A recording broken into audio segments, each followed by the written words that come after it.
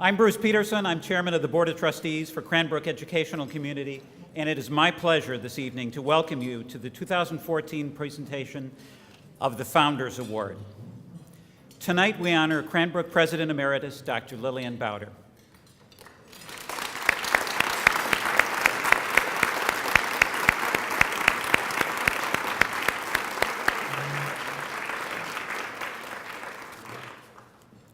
Do you have any idea how good you all look out there? This is a challenging week to have a special event, and everything has come together in a way which I think pays tribute to Lillian. I'm not sure she knew what to expect, and I'm not sure any of us did, but it is truly a tribute, Lillian, to you that we have this assemblage of people. And we're privileged to recognize your contributions to Cranbrook and your many other personal and professional achievements tonight. We are very sorry that your husband, Don, is unable to join us this evening. We know that Don was an integral part of Cranbrook during your time as president. He brought a sensitivity and knowledge of the landscape and grounds that raised our awareness of the beautiful campus that surrounds our magnificent buildings. Please do share with him our very best regards. The Founders Medal Award is Cranbrook's highest honor. The awarding of the Founders Medal first took place in 1955 when Henry Booth, the son of Cranbrook founders George and Ellen Booth, collaborated with Marshall Fredericks to design a medal to be bestowed upon individuals whose service to Cranbrook and personal, civic, and professional accomplishments exemplify the values of Cranbrook and its founders, and who have demonstrated leadership in their personal philanthropy and their career achievements.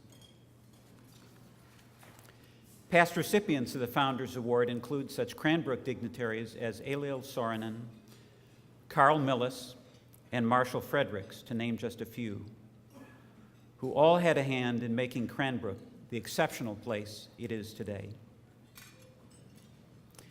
I'm pleased that we have another Founders Medal recipient with us tonight.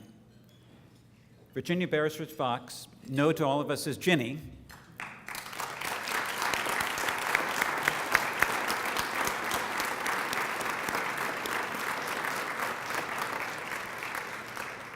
Among many other things, Ginny is the granddaughter of Cranbrook's founders. More importantly, though, Ginny is a longtime member of the Cranbrook Board of Trustees, an Institute of Science governor, chair of the Collections Committee, and a strong advocate for our campus landscape and grounds. Ginny was awarded the Founders Medal in 1996, a fitting recognition. We still benefit every day at Cranbrook from Ginny's historical perspective and her wise counsel. Ginny, thank you for attending tonight, and thank you for all you do for Cranbrook.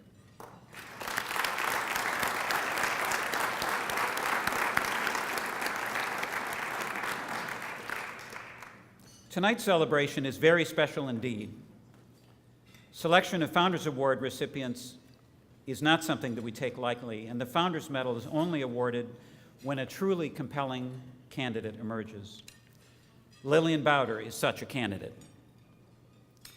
Lillian, we are pleased to recognize your contributions to Cranbrook and your many other personal and professional achievements tonight. Cranbrook's original trust document states, the donor, that is to say George Booth, realized that he can only partially foresee the development of the plans outlined and that he is able to carry into effect only a small part of his present projects. Nevertheless, it says, he is endeavoring to make provision herein for the future in such a manner as seems best, so that his aims and the work that he has done in connection herewith may form a basis for their continuation by others. Lillian Bauder is, without question, one of the others of whom George Booth was thinking when he entrusted Cranbrook to the care of others. Lillian began her career at Cranbrook as director of schools in 1983. Her vision quickly brought her to the presidency of Cranbrook in October 1984, where she served until 1996. You know, when you're a visionary like Lillian Bauder, you're not afraid to chart new territory and bring about change that is in keeping with the goals of Cranbrook's founders. Last evening, we celebrated the President's Award for Excellence at Cranbrook. It was the 25th anniversary of these awards, which were created and endowed by Lillian Bauder and her husband, Don. In her remarks yesterday at the President's Award for Excellence, Lillian reminded us of the importance to Cranbrook of three things: people, program, and place. She added that people are the most important, as people make up the very heart and soul of Cranbrook. There's no doubt that Lillian made significant contributions to Cranbrook's future and legacy in all three areas that I mentioned, and Jean Miller will speak more about that in a moment. In her post-Cranbrook career, Lillian served with distinction at Masco Corporation and on the boards of many corporations, foundations, and nonprofit organizations. Lillian has always served with vision, intellect, and passion, and she has been a role model, mentor, and friend to many of us. For me personally, and I consider Lillian to be a mentor to me, it's a great pleasure to be part of honoring Lillian with Cranbrook's highest honor. I would now like to call upon Jean Miller to make a few comments about Lillian. Jean and his wife Lois are past Cranbrook School's parents, and they're neighbors of Cranbrook to this day. Jean is a longtime member of the Board of Trustees, a former board chair, and Jean now serves as a senior trustee to Cranbrook. He was a trusted counsel to Lillian during their time together at Cranbrook. As many of you know, Jean was chairman and CEO of Comerica, a board on which Lillian served for 24 years. Jean?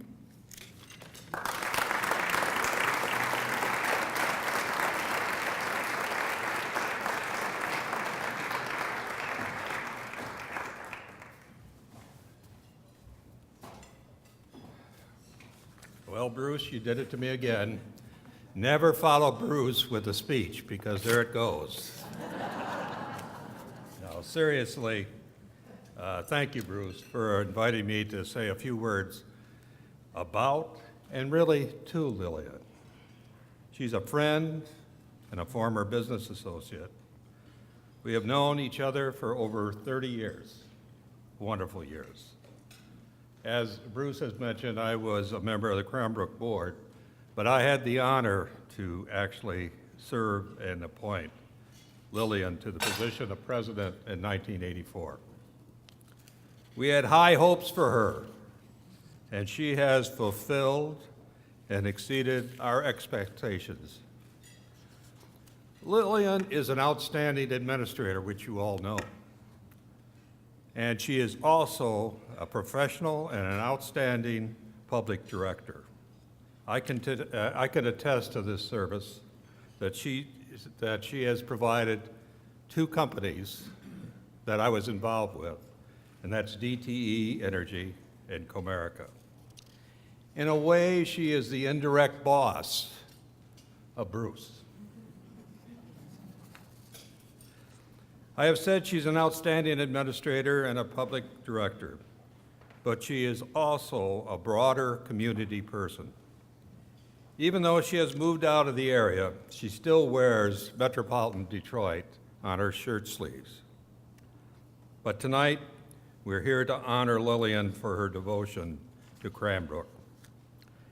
During her time at BAT, she forged many relationships and accomplishments. There are too many to talk about tonight, but if I could indulge you for a minute and really name a few, and I'm sure you're going to remember these. Lillian led an effort to acquire a national landmark designation for Cranbrook, and we got it. Lillian became the first president to articulate a clear vision for the community, focusing on people, programs, and place. She initiated programs to preserve the community's historic past in the buildings and landscape that you look out and you see here tonight. She led major construction programs such as the renovation, expansion of Cranbrook's lower school, Brookside, and the Institute of Science. Let us not forget the Woodward entrance. And I can remember many, many meetings on the Woodward entrance. And we all use it today. Next time, as you drive through, think of Lillian.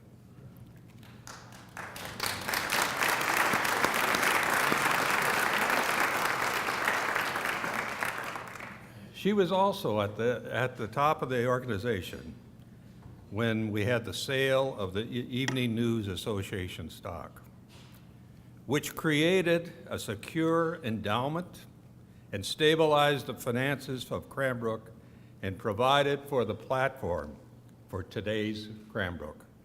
Thanks again and there were other people involved, but she was there working on it.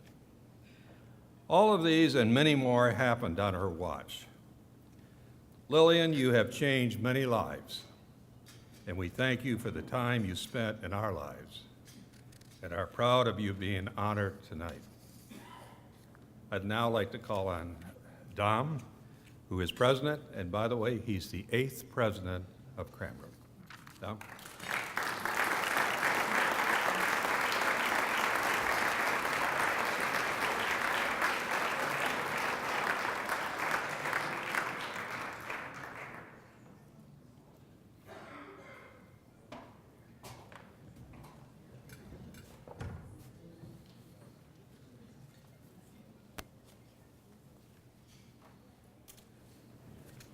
Thank you, Gene. Good evening, and again, welcome. I'd like to thank each and every one of you for coming tonight and filling up this room on a holiday weekend to honor Lillian Bauder. What a great tribute to a great woman. You know, it's not often that someone has the opportunity to become the president of Cranbrook. For me, it's a great honor to lead this wonderful institution. I know that Lillian will agree that this is not a position that one can navigate by themselves. It takes a team. The better half of my team is sitting at the front table tonight with my lovely wife, Erin O'Neill DeMarco, who makes this all possible for me.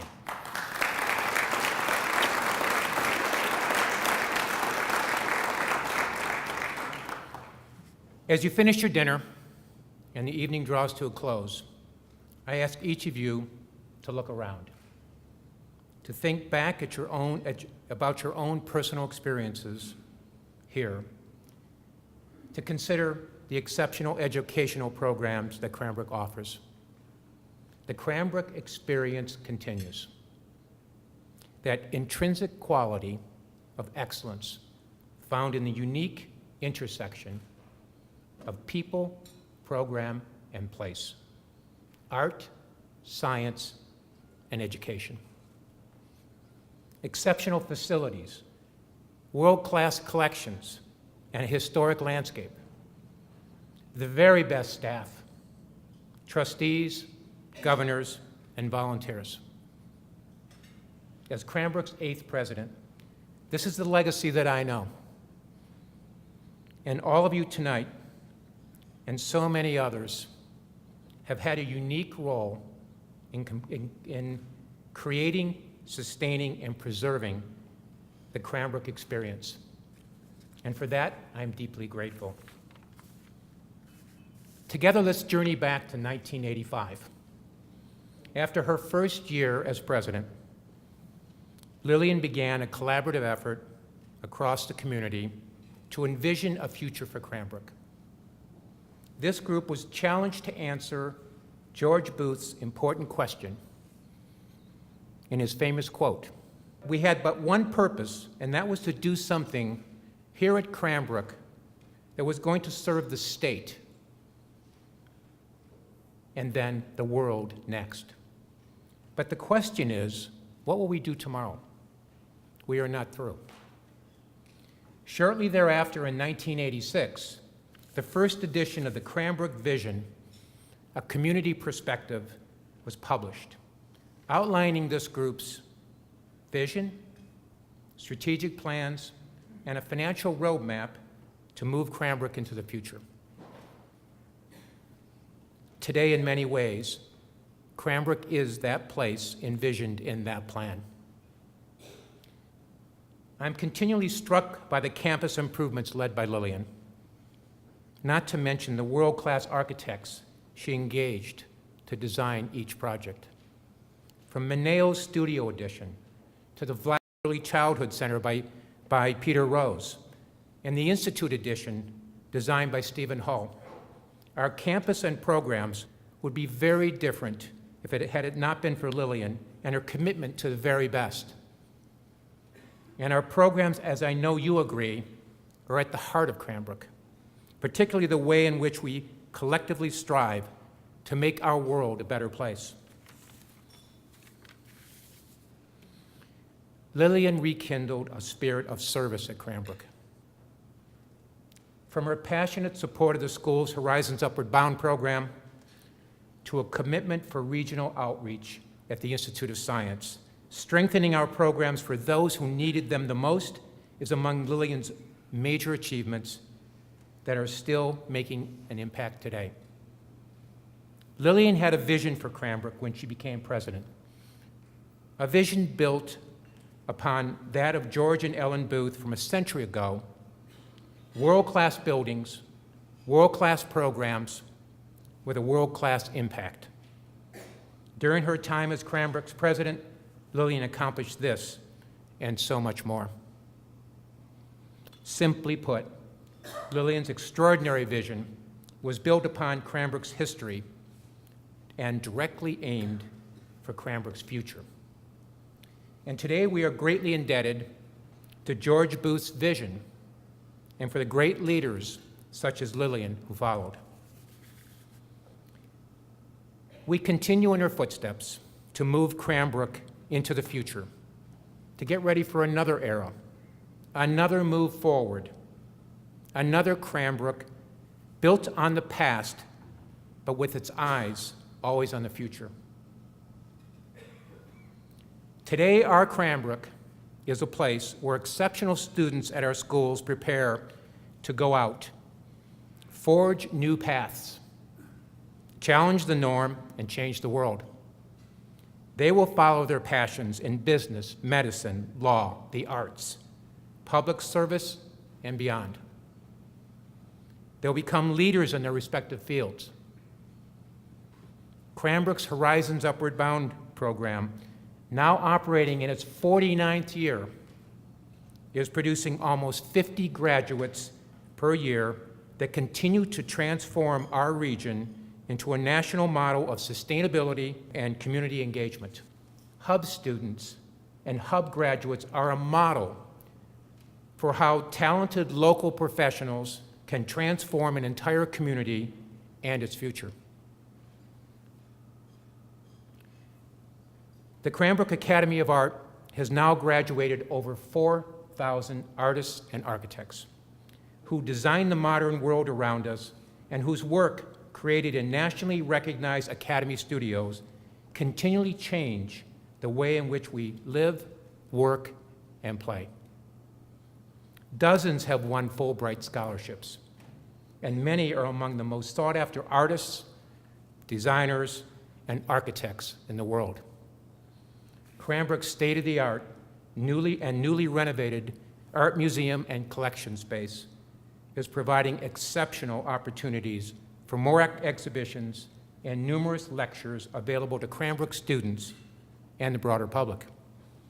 This year, for the very first time, the museum's educational outreach will provide underserved middle school children with first-hand experiences with art, craft, design, and architecture. As part of this program, these young teachers, young learners will design furniture, weave textiles, and create paintings. The Cranbrook Institute of Science now services over 160,000 visitors each year, drawn to the Institute by its spaces, exhibitions, and programs.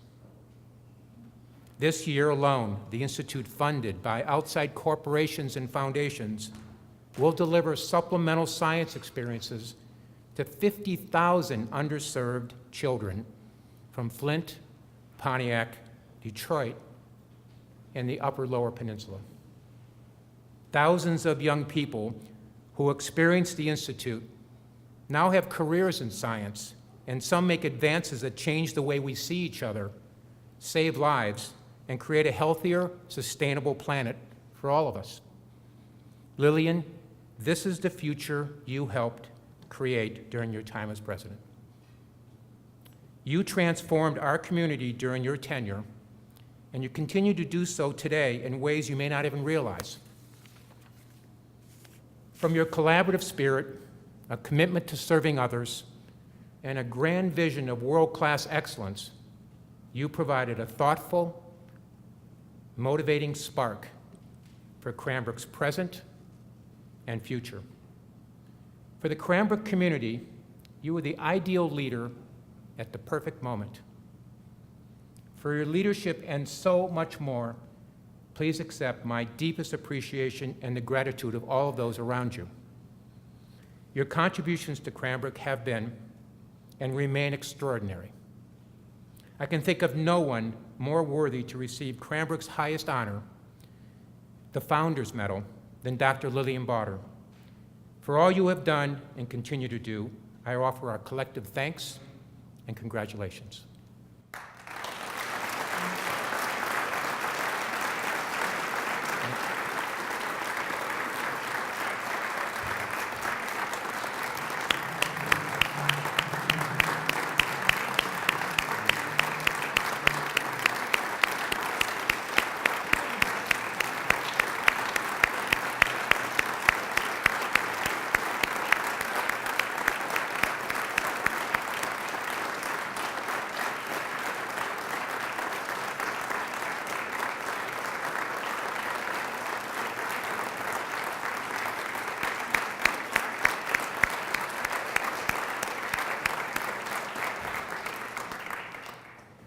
The bell that you heard ringing, announcing that dinner was being served, is our Founders Bell.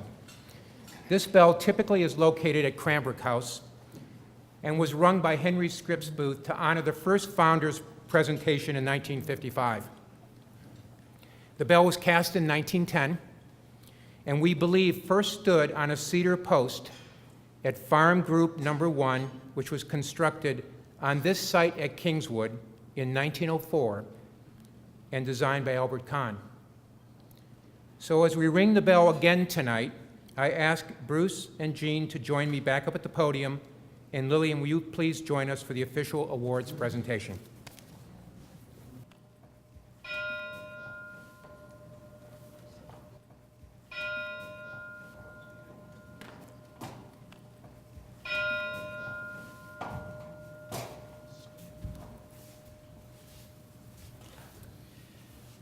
We've talked a lot about Cranbrook tonight, but we know that Lillian is much more than Cranbrook. And what is so special about this evening is that all of you have come together to honor Lillian. Before presenting the award, I'd like to read to you the inscription which is on the back of the Founders Medal. I hope you all, or many of you, will get a chance to see it after the ceremony tonight. The Founders Medal reads as follows: honoring Dr. Lillian Bauder for her visionary leadership and distinguished service, April 17, 2014, Founders Medal, Cranbrook. And it has on its face images of Cranbrook's founders, George and Ellen Booth. Lillian, it's my great pleasure, on behalf of Cranbrook Educational Community, to present you the 2014 Founders Medal. Congratulations.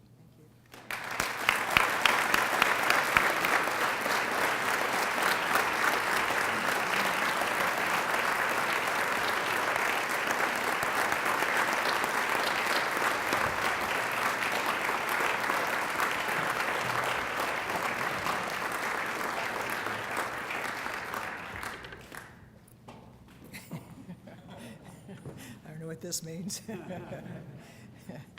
Thank you, Bruce, Jean, and Dom, and thank you for this honor. I am very humbled and touched and appreciative.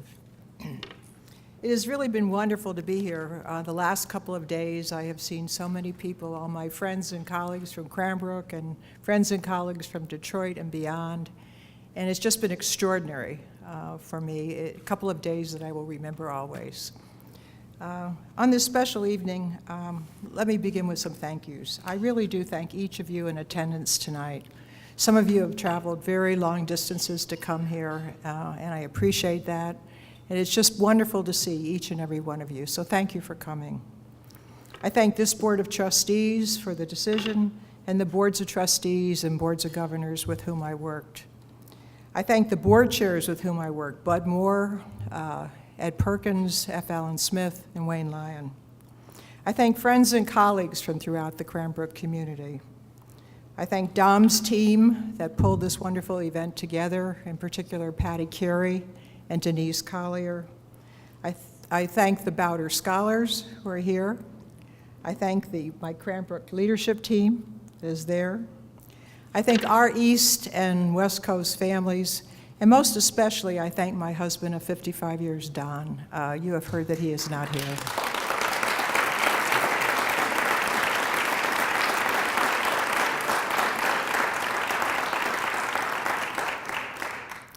As many of you know, he has Parkinson's and other medical complications, and we tried so many ways to work out his coming, and we just couldn't do it. Don and I fell in love the night we met. I was 16, he was 18, and that is 58 years ago. And this is the first event in either one of our lives of importance that both of us weren't able to attend. He's the love of my life, he's my best friend, and I miss him tonight very much.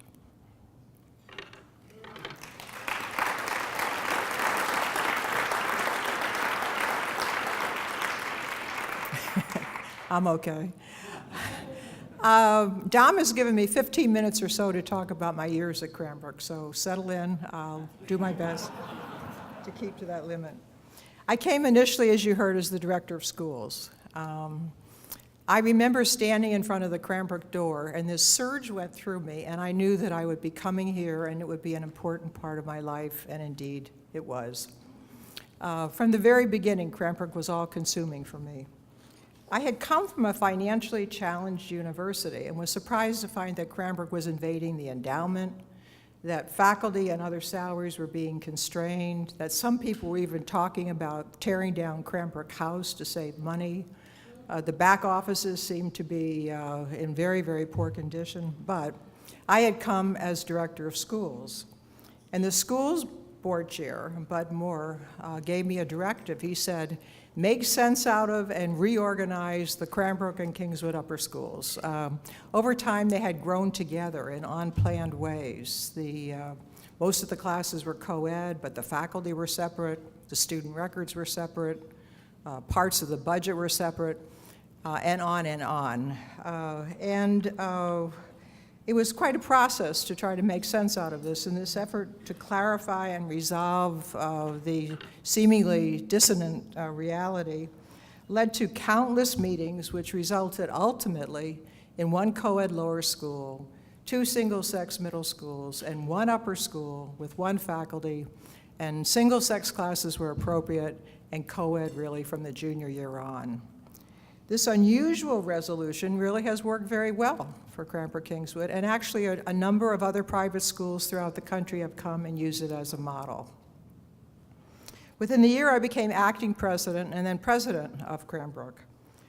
The board chair, Ed Perkins here, gave me an entirely different cautionary directive. He said, if you can't make sense out of what a Cranbrook community is and how it can work effectively, we may need to split Cranbrook into its parts and see if that works better. So we worked initially to try to deal with the financial house and make it in better and improving order. But what was happening then over and over again were a whole series of crises. Now, my message to the community then was crises are opportunities. Whenever a new crisis would come up, people on campus would say, Lillian, you've got another opportunity. Now, the most memorable crisis, of course, was Bagelgate in 1985. And Bagelgate actually was an opportunity. Championing its resolution in countless meetings, again, underscored the core value that Cranbrook welcomed a diversity of people as they moved toward excellence together. But the real meaning of all of these crises for me is that if Cranbrook were not going to continue to move from crisis to crisis, it really needed a clear vision and a clear master plan. And so with the help of many, many good people, I set about that important task. There were major steps in this transformation, the first being financial. I'm not weeping for any reason other than something is in my eyes, so don't. But fortunately, when we were dealing with the financial, we had the sale of the Evening News Association stock in 1985. Cranbrook was the largest single owner of ENA stock, owning almost 30,000 shares. Bob Vlasic chaired our finance committee at that time, and F. Allen Smith, the CFO at General Motors, chaired the board of trustees. I worked very, very closely with these 2 men during this entire process. The stock went into play.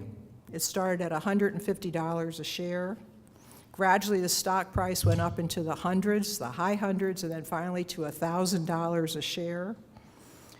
Many trustees, governors, and individuals in the community wanted us to sell, and many other people did. But we didn't. We held in. And in the end, we sold our Evening News Association stock for $1,583 a share and brought in the much photographed check for $48 million. Bob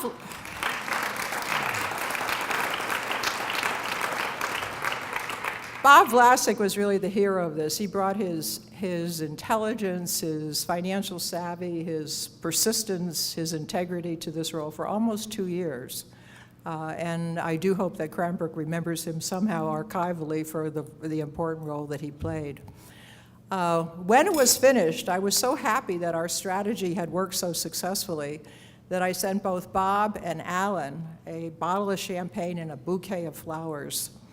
And Alan, at that point, was on the top floor of the General Motors building, and he told me that when the courier arrived with a bottle of champagne in one hand and a bouquet of flowers in the other, it was as if someone had landed from an alien planet. But now we had the financial stability that the community needed. We then moved into community-wide planning, and there were 3 issues that were reinforced over and over and over again. The first was excellence.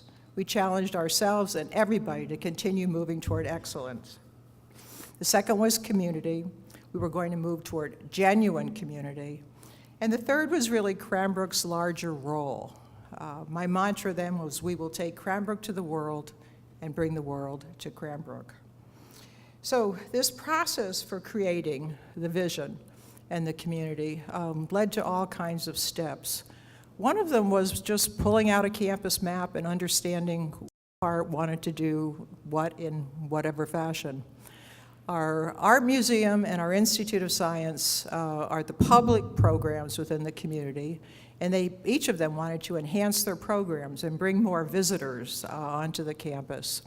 However, if you look at a map of the campus, these are in the center of the campus, and those programs that are on the periphery and easily accessible were the private programs, the schools and the art academy.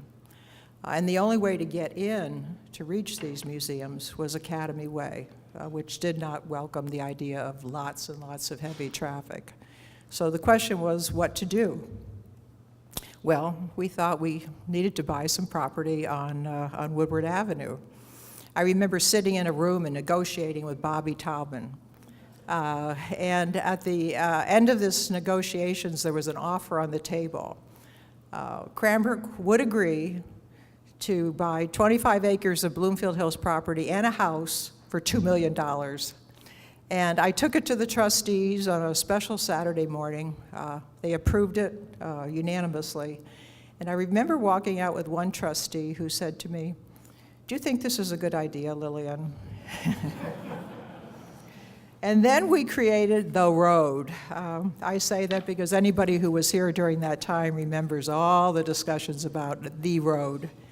As you can imagine, given the traditional nature of the community, there were a lot of people who were really not that excited about opening up on Woodward and having greater access to the campus. So once again, we had countless meetings. We had great disagreements and great agreements that came out of it, and we had many, many conversations, many, many work sessions, and ultimately, the majority of people on campus, the majority of the boards, supported the idea, and we built the road that many of you used to come in tonight. It really has permitted access to our museums and actually to much of Cranbrook. It has worked. We tackled repair and restoration. The physical state of the community at that time gave new meaning to the phrase deferred maintenance. We worked to build community among all parts of Cranbrook by creating shared programs among the program areas and common events to thank all. We had events to appreciate volunteers, for recognizing excellence within the community, for thanking those who had been here for many years. We enhanced the Founders Award, which had been a small event held as part of the school's commencement weekend in the backyard of Cranbrook House. We worked continuously to improve resources for programs, as well as salaries and benefits throughout the community. We selected 5 world-class architects to build in a fashion worthy of this campus and the Sarn and Booth tradition in a modern yet contextual fashion. We worked with the architecture department to develop the entrance and arrival features and on such fixtures such as the lighting on the campus. We worked at building community. When I was not Ms. Excellence, I was Ms. Community. You notice that I use the phrase "we worked" a lot. And indeed, there was much hard work, but for me, it was truly a labor of love. And I had fun, too. I always wanted to break a bottle of champagne at some kind of dedication. So when the trellis bridge was finished, and I had finished my little dedication talk, I broke a bottle of champagne against the post and permitted people to go across. For those of you who are worried about the shards, what happens is you actually put the bottle of champagne in a totally transparent bag. Nobody can see the bag, but when you break the bottle of champagne, the glass doesn't spatter and get anywhere. Another wonderful, fun exhibition that I had was with the Zamboni. As a total non-athlete, for some reason I was fascinated by the Zamboni machine. I have no idea why, but I was. And for my 10th anniversary when I was here, the community came together and gave me a very wonderful celebration. And then the next day, my team took me out for lunch, And after lunch, they drove me back to the ice arena, which perplexed me. And then we went into the ice arena, and lo and behold, standing there waiting for me was the Zamboni.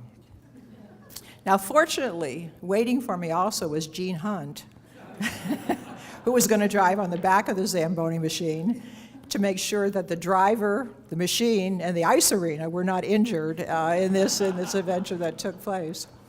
At any rate, I got on the Zamboni, I turned the key, started it, and it moved, and it smoothed the ice, and it glided with such grace that it was just a greater fantasy than anything I could have imagined.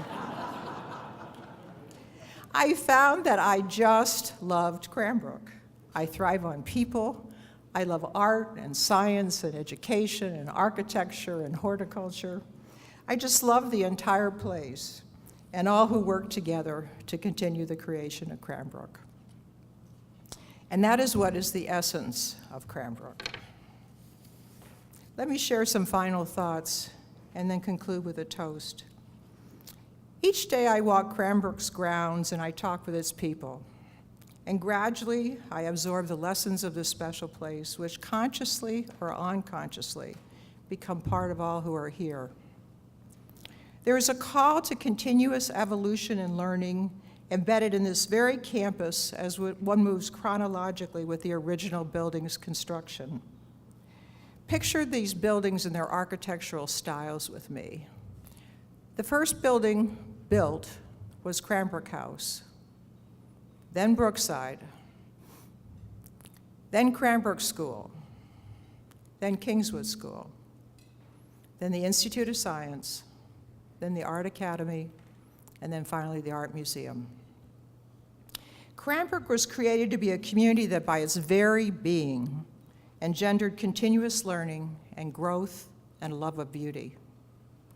As many of you know, and as has been mentioned, during my years at Cranbrook, I was guided by the thinking of George and Ellen Booth. George Booth had called on every generation to continue the Cranbrook creation.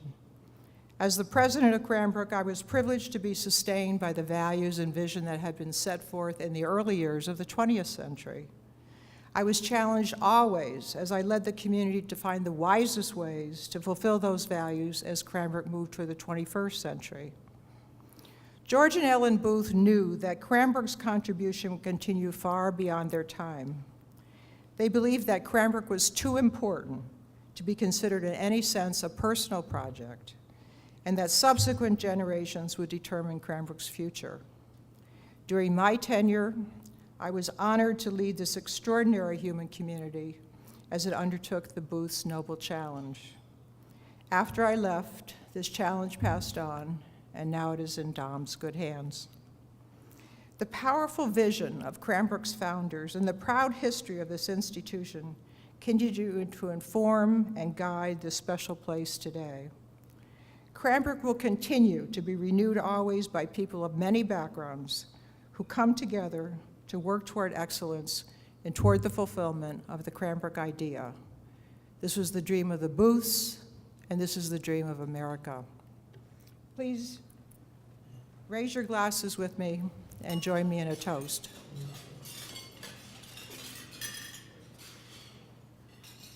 To fulfilling that dream, to Cranbrook. Thank you.